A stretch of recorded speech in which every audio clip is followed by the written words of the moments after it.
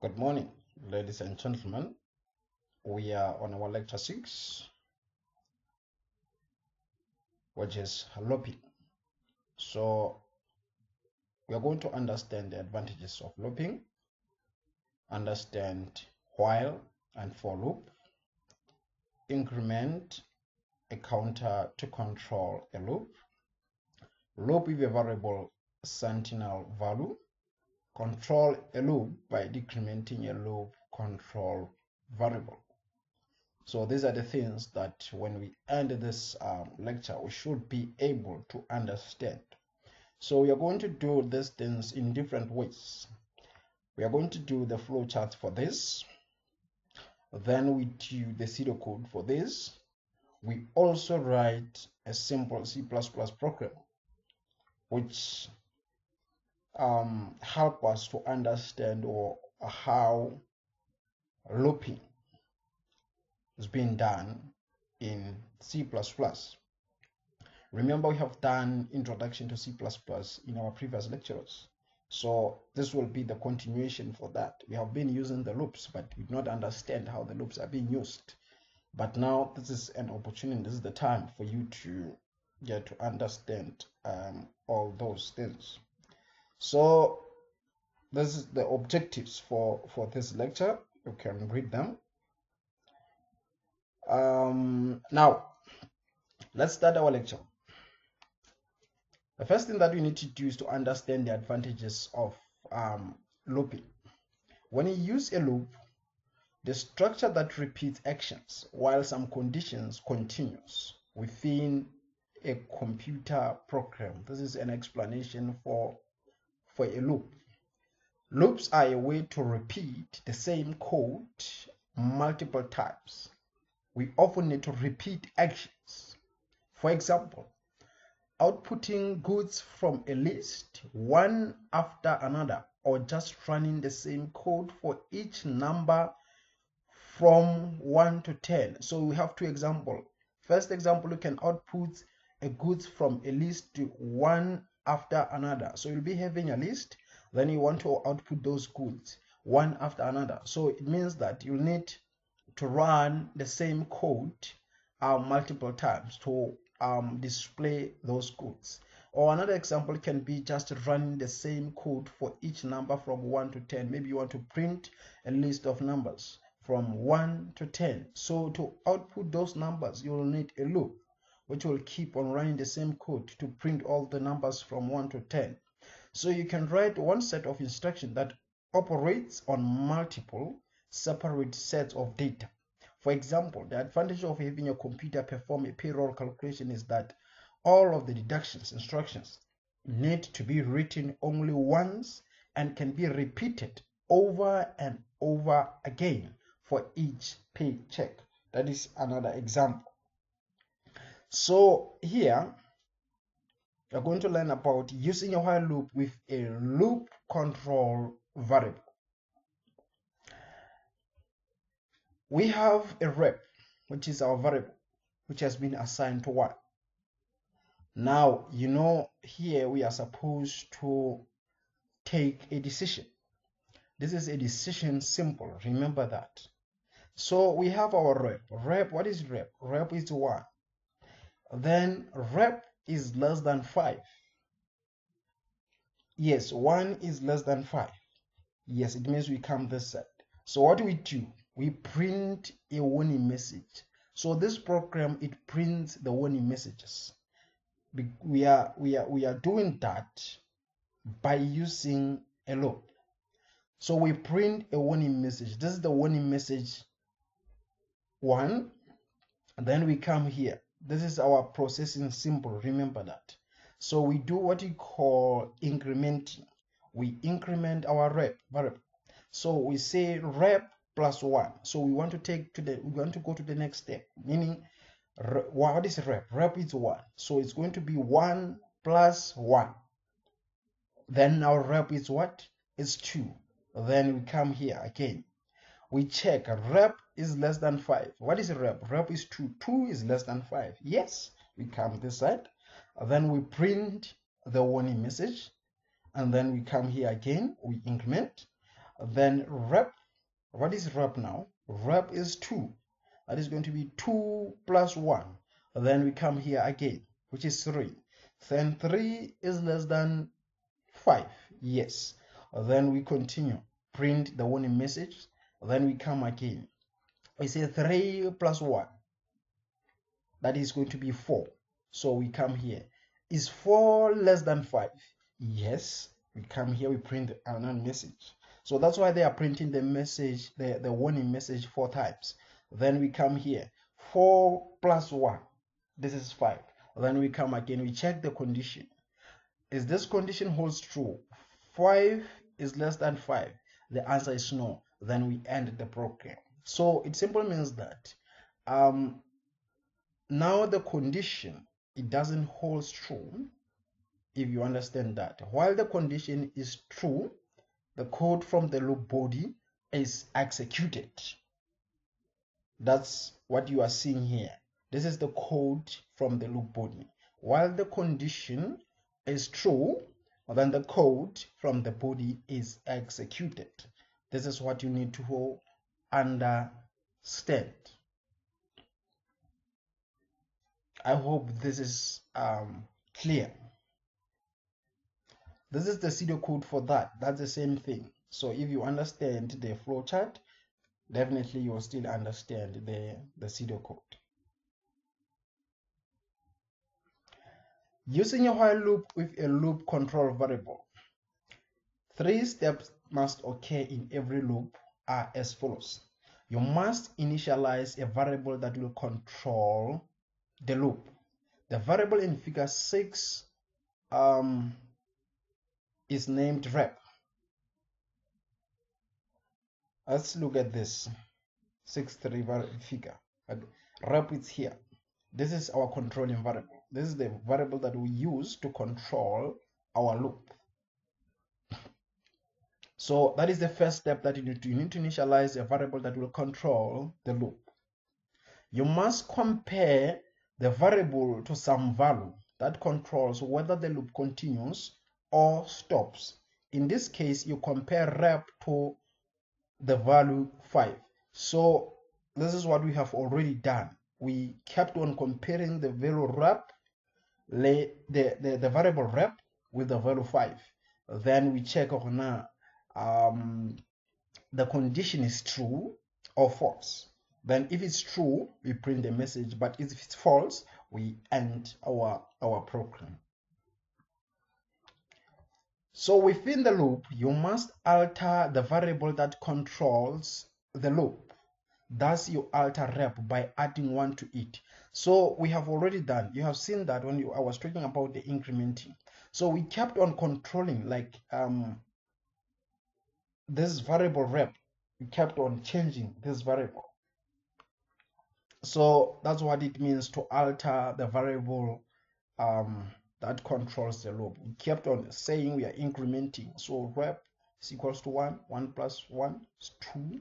Then we continue again. Rep is equals to 2, 2 plus 1, 3, and so forth and so forth. That is what this statement means. So it means that we have already discussed all these things. So you understand that. So on each pass through the loop, the value in the rep variable determines whether the loop will continue.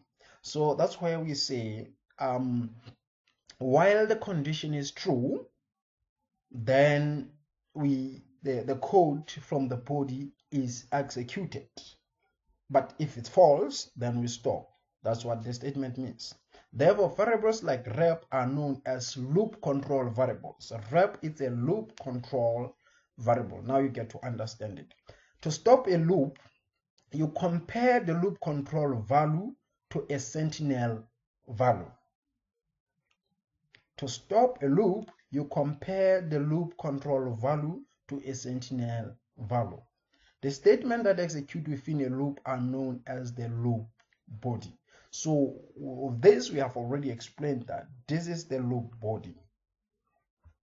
This piece of statements or code here, this is the loop body.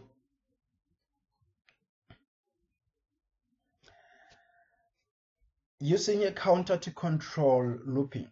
A counter is any numeric variable you use to count the number of times an event has occurred.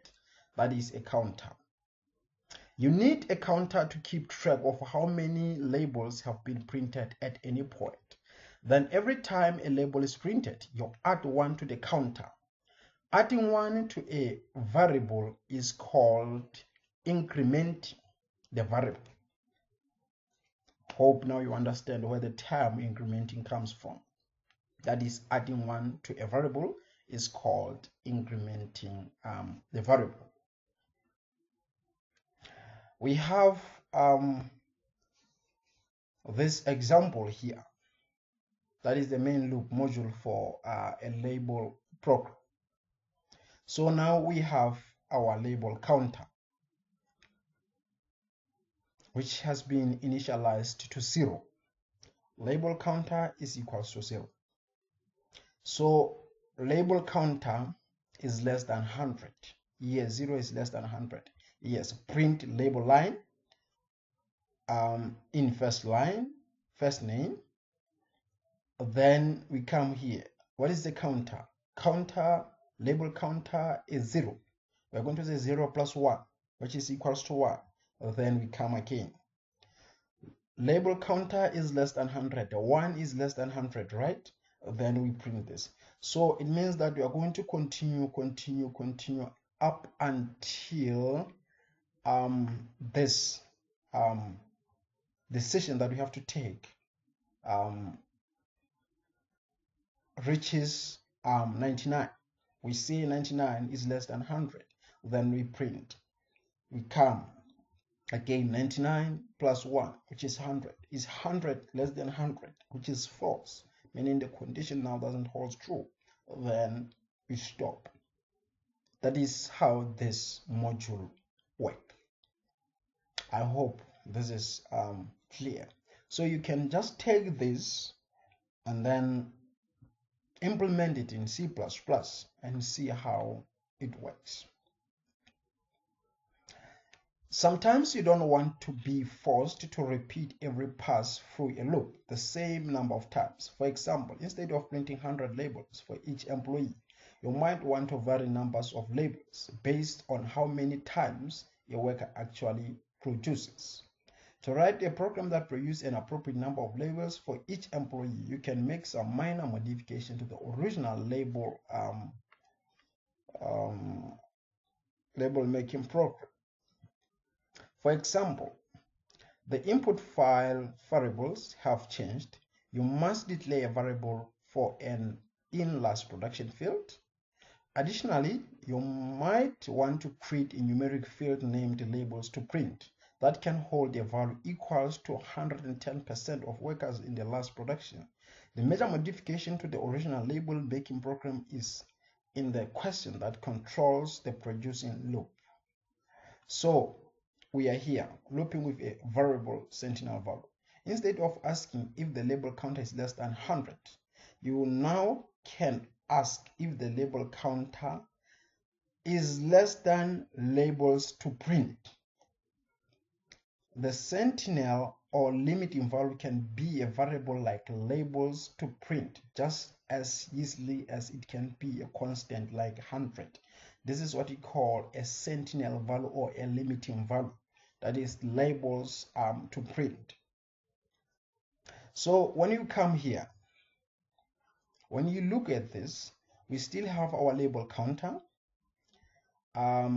which will help us to control our loop. Then we have labels to print, which has been assigned to in last production multiplied by 1.1. So labels to print, which is our sentinel or the limiting value here. So we are going to say label counter, which has been assigned, is it less than this, which is labels to print.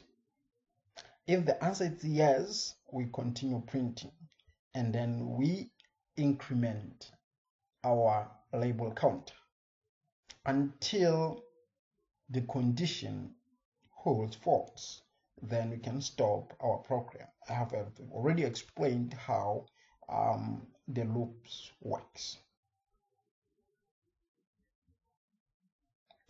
So looping by decrementing rather than incrementing a loop control variable until it passes some sentinel value. Sometimes it is more convenient to reduce a loop control variable on every cycle through a loop. So for example, you may want a program that I may say it prints maybe the numbers starting from the top to the bottom. Let's say you want to print numbers from 5 to 0. So it means that you're going to print 5, 4, 3, 2, 1, then 0. That is part of decrementing. So in that case, you are decrementing, meaning you are looping control variable.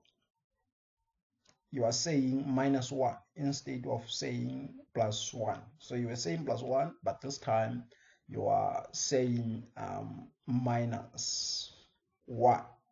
So I hope this one of decrementing is clear. You were saying +1, and then this time you are going to say -1.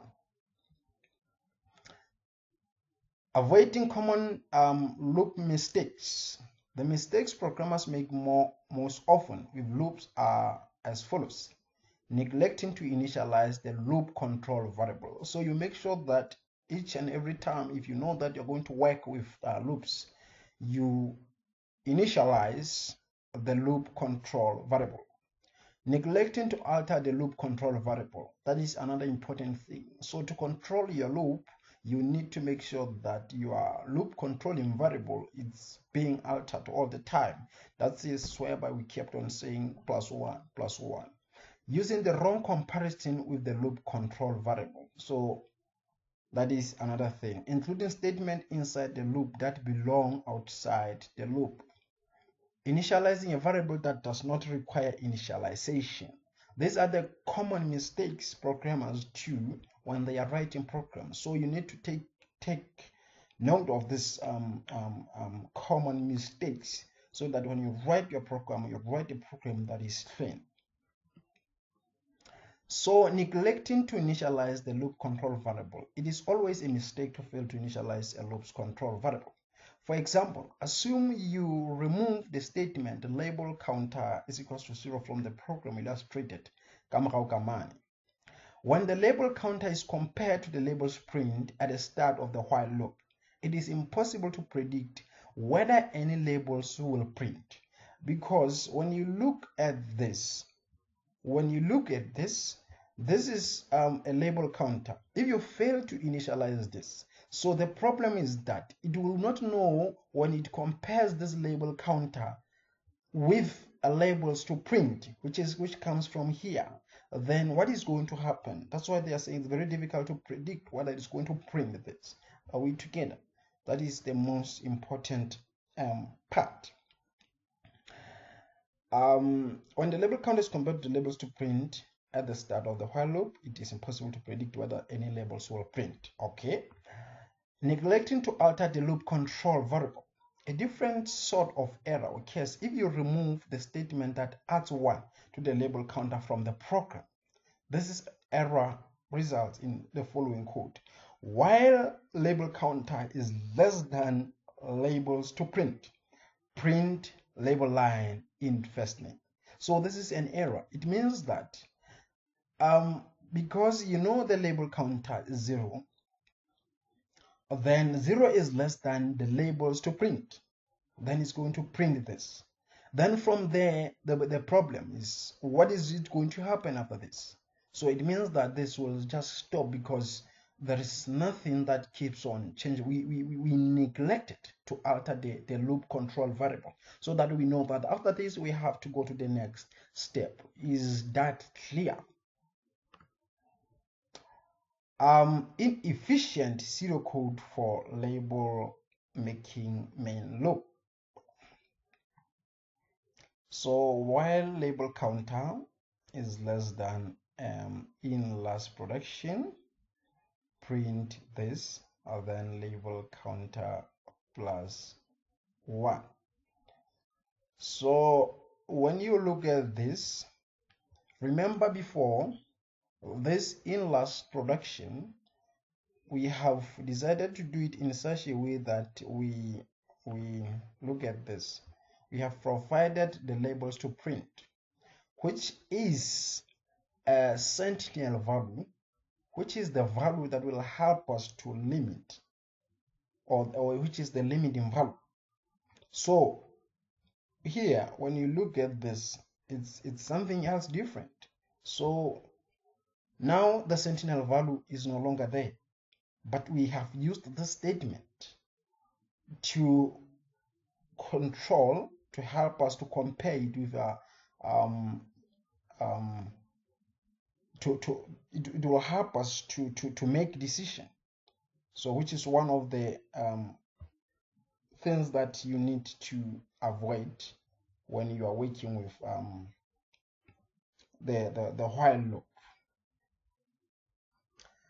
Initializing a variable does not require initialization. Another common error made by involves a variable that does not require initialization. So when declaring a variable for the label making program, you might be tempted to declare this num labels to print in last production time is 110, which is 110%. It seems as though this declaration statement indicates that the value of the labels to print, this one, will always be 100% of the in last production because of this. So initialization variable does not require initialization. So however, this approach is incorrect for two reasons. First, at the time labels to print is declared, the first employee record has not been read into the memory, so the value of the in last production is garbage. Is that clear? Therefore, the result in the label to print after the multiplication will also be a garbage. I think this is clear.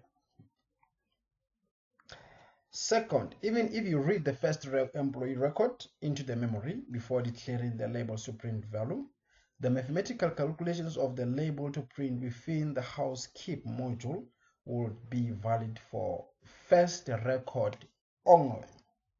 That is another reason. So now we are going to learn how to use the for loop. We have been talking about the while loop. Now we're going to talk about the for loop. Not being able to predict the number of input records is valuable. It allows the program to function correctly no matter how many employees exist from week to week or year to year. So that is the most important thing, because when you're using the while loop, sometimes you don't know how many records to expect. So it's a good idea to use the for loop, the while loop, because you can't determine ahead of time how many records there might be, and therefore how many times the loop might execute. The main line loop in the label making program is called indeterminate or indefined loop, because with this one you don't know how many records to expect ahead. That is the most important thing. Indeterminate and indefined loop. You must know the steps. With some loops, you know exactly how many times they will execute. That's where the for loops comes in. This kind of loop, in which you definitely know the repetition factor, is called defined loop. So we have indefined loop and we have defined loop. It means that this one you already know you already know exactly how many times they will execute or how many records maybe you are expecting. Every high-level computer programming language contains a while statement that you can use to code any loop, including indefined loops like the main loop and defined loops like the label printing loop, as shown ka morao ka mane. Jwale here, in addition to a while statement, most computer languages also support a for loop or a for statement. You can use the for statement or for loop with defined loops. That means you already know how many records to expect. Those for which you know how many times the loop will repeat. The for statement uses a loop control variable that is initializes. It initializes, then evaluates, then increments. Simple means initializes. You can say maybe I is equal to 0, then evaluates I is less than 10, or then increments I plus plus. You are never required to use a for statement. The label loop executes correctly using a while statement with a label counter as a loop controlling variable. So using the for loop, when you use either a while or a for loop, the body of the loop may never execute. Just take note of that. Sometimes when you're using a while loop or a for loop, the body of the loop may never execute. But now, when you talk about the body of the loop, what are we talking about? That is the most important thing. So when you want to ensure that loop's body executes at least one time, you can use a for loop. So it means that regardless of the situation, but you want the body of the loop to execute, so you can use the for loop for that. In a for loop, the body control variable is evaluated after the loop body executes instead of before. Therefore, the body always executes at least once. The label counter variable is set to 0 and the label to print is calculated. So using a for loop to print one identification label, then print enough to cover production requirements. So we have our label counter, which is initialized to 0.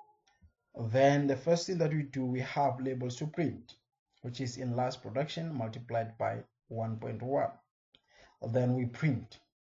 So it shows that even before we start, the first thing that we do, we print our label line, our in first name. Then we come. So that's when we'll start like working on our counter. So our label counter was 0. Then we got our label to print. We came here. That is simply means do print labels. Then you can start doing your incrementing your label counter plus 1. So until the label counter is greater than label to print, read the next record. That is do until.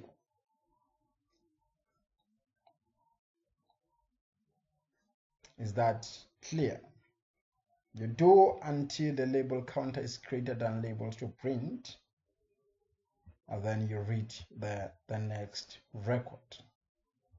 Then label counter is greater labels to print, then you continue, then you print, you do stuff like those ones up until.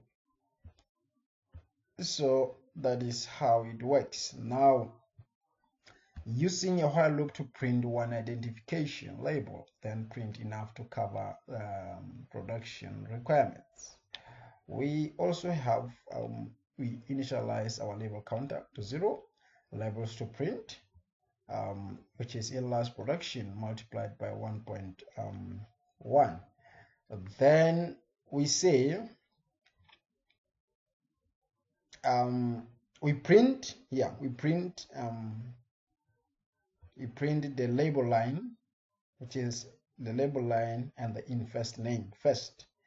Then we can go to our while label counter is less than label to print, just continue printing the rest. That is how this one works. So recognizing the characteristics shared by all loops. When you look at the for loop, the looping controlling question is placed at the end of the sequence of the steps that repeat. That is, okay. Yes, we can see it is placed here at the end. So when you look at this one for loop, so we say with the while loop, the looping control question is placed at the beginning of the steps that repeat. So with these ones, we have the steps that repeats here, then it is placed before. So that is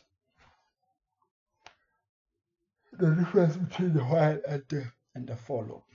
All structured loops share these characteristics. The loops controlling questions provide either entry or exit from the repeating structure.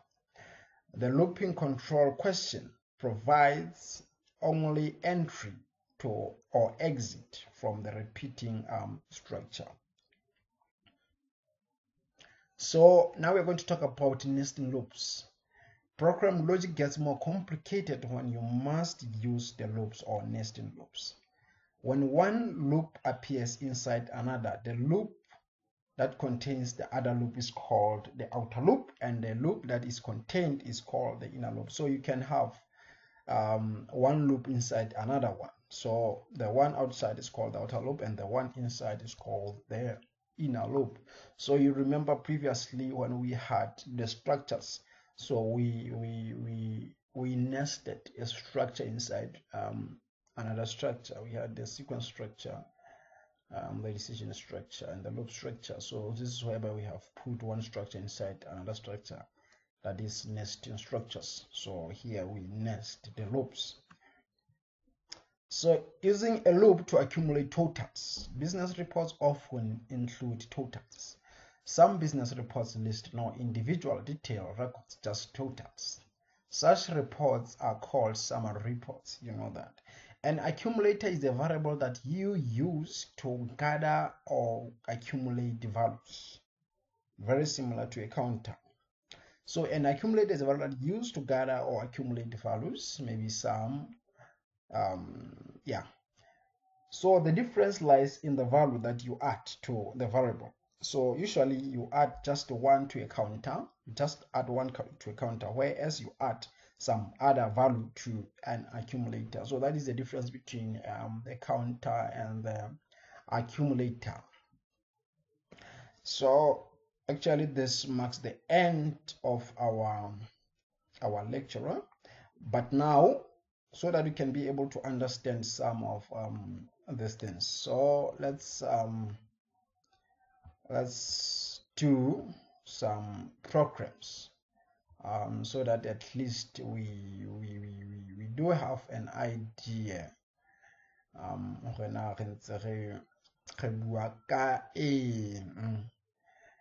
maybe write the simple C++ programs, then at least we can understand.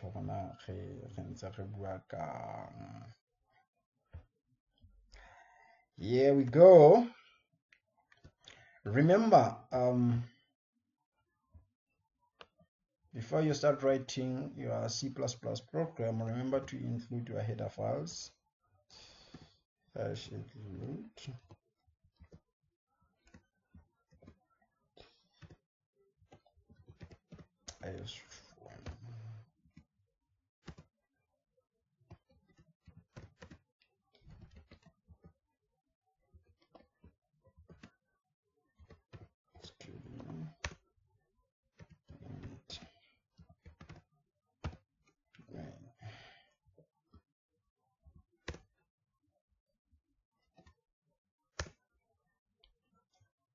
So we will be doing while loop.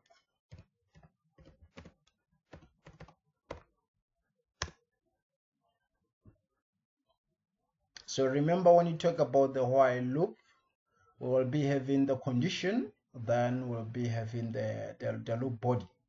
So while the condition is true, the code from the loop body is executed.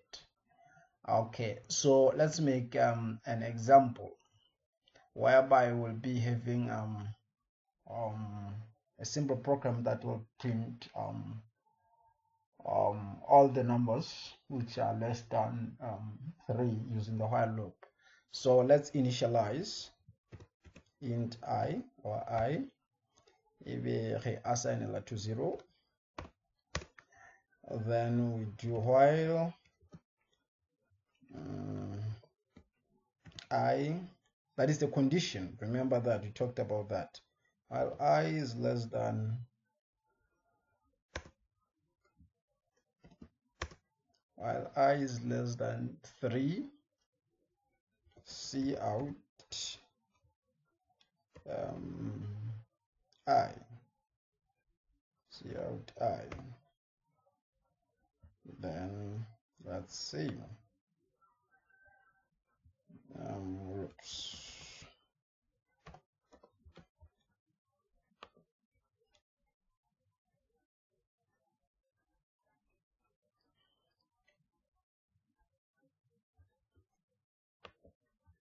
Wait.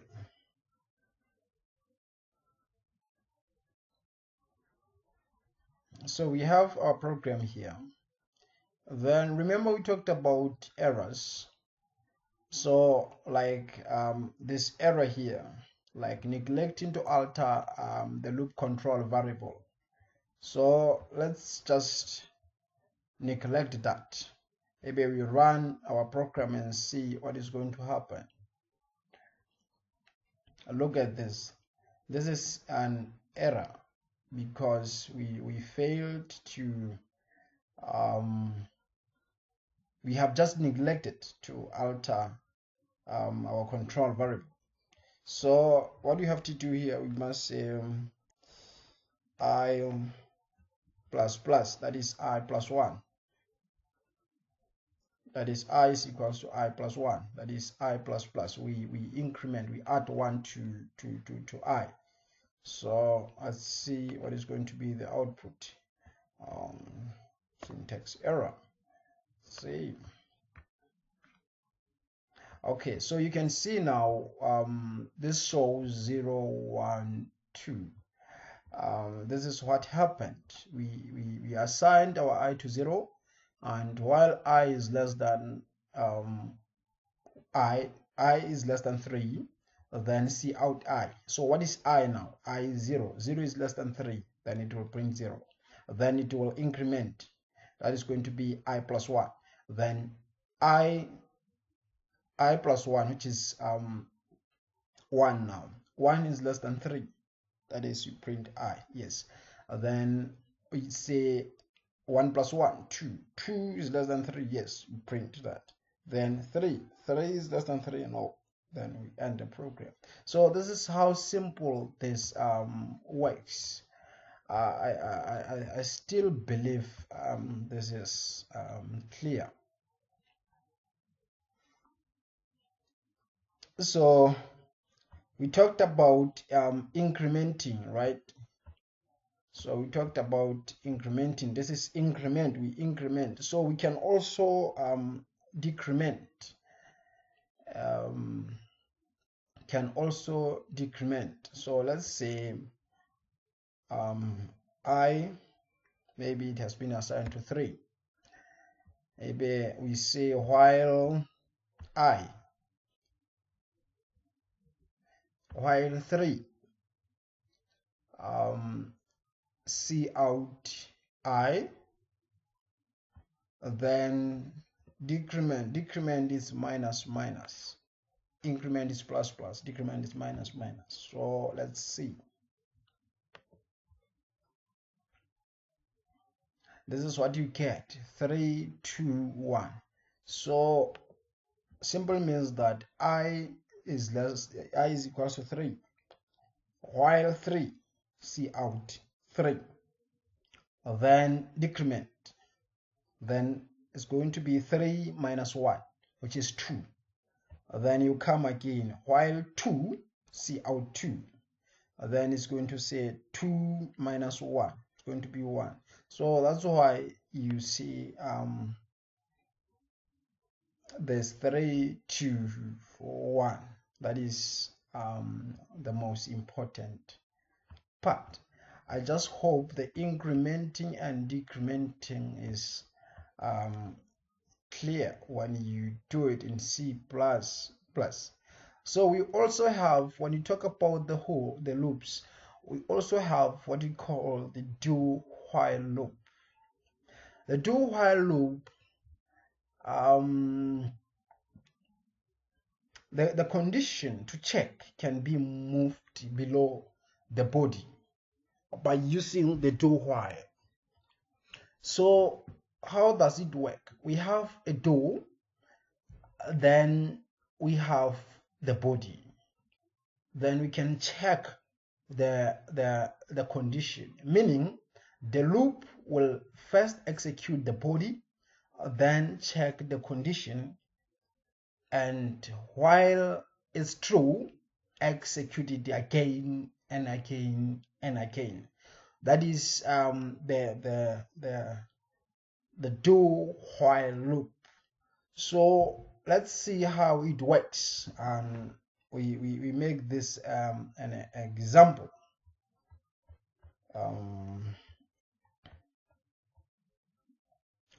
How can we do it? Let me see. Okay, we can say I is equals to 0, and then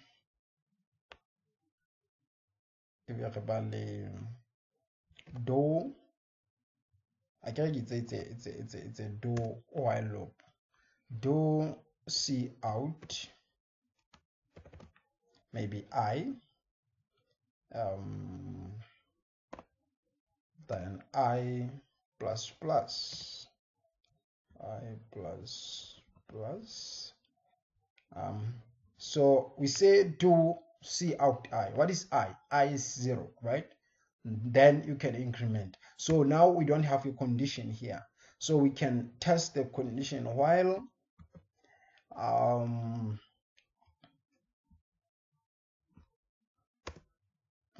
no.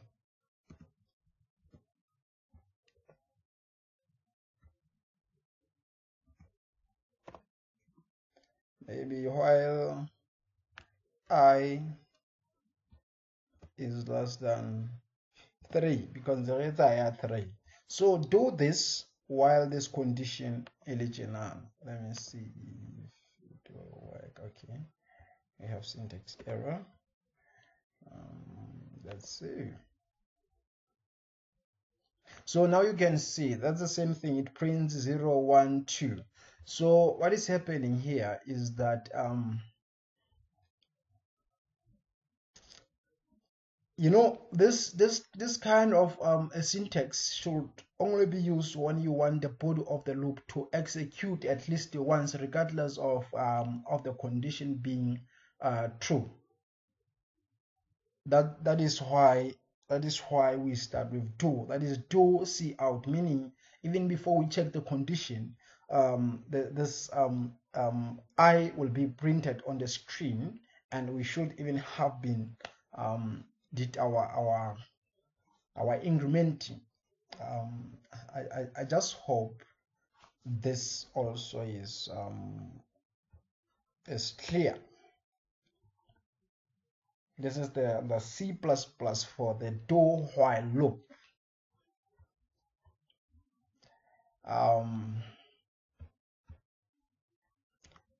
So let's work with the for loop. We talked about the while loop. Then now it's time for us to talk about the for loop. So when we talk about the for loop, you remember the statement that we talked about. We had 3 parts. Yeah, we had 3 parts. we had initialization part, that is, we had initialization part. Okay, there's the for loop ba ke hloka fela ho hopotsa gona ana re bua ka for loop we had the initialization part, which is this one. Then we had the evaluating part, where we are going to check the condition. Then we can increment. Then we will be having the body part. So mainly we have the begin. This is the begin where we do initialization.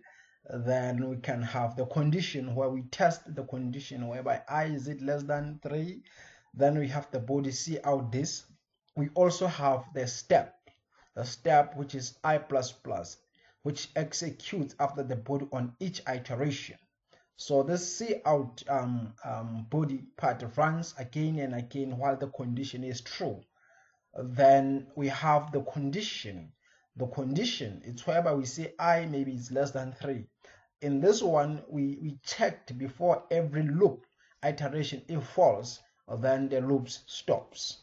Then that is a beginning, which is I is equals to 3, executes once upon entering the loop.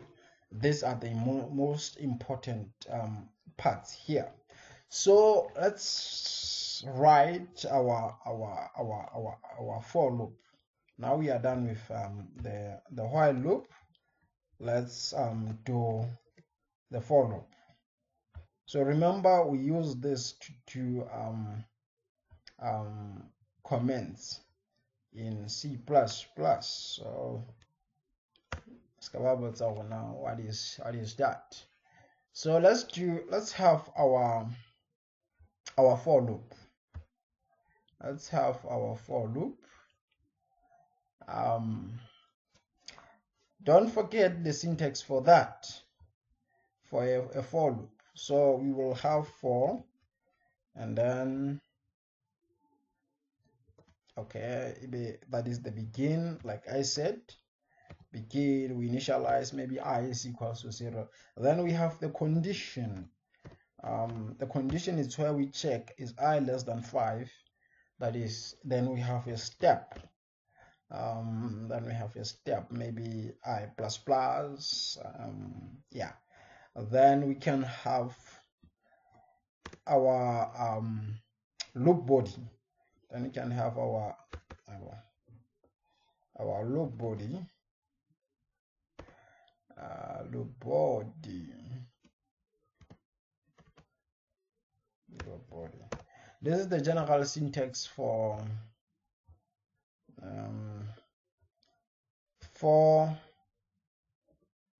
loop. So what do we do now? Let's try to read the program. We say for maybe int I. Remember those errors, whereby we should always remember to initialize our looping control variables. I is equal to 0 and I maybe is I is less than 3, like we said, right? Then we say I plus, that is I plus 1. Then we say C out I. C out I. So this has to show 0, then 1, then 2. Let's see. Now you can see that is 0, 1, 2. Now let me explain this again so that you can be able to understand. So we examine this statement part by part. We have the beginning, which is this one, where we initialize, which we say int I is equals to 0. That is the beginning. Then we have this part. This is the condition. this condition is checked before every loop iteration. If false, the loops stops. This part is being checked before every loop iteration. If false, the loops will stop. We have this one, that is the step part. The step part executes after the body on each iteration. This one, it executes after the body in each iteration. That is the most important part that you need to keep in your mind. Then we have the body part. The body part is this one, whereby you say C out. So this is the general kind of statements they explaining the for loop. So the general loop algorithm is a general. If condition, run the body and run step. That is the general algorithm for a for loop. If the condition, that is if the condition holds, run the body, then step. If the condition, run the body, then step. So this is how it executes. That is, beginning executes once and then iterates.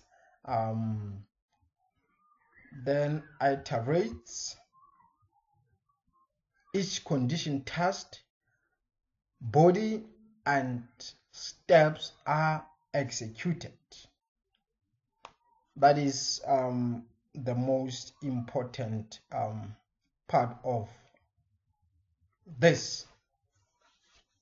So I hope this is clear to everyone.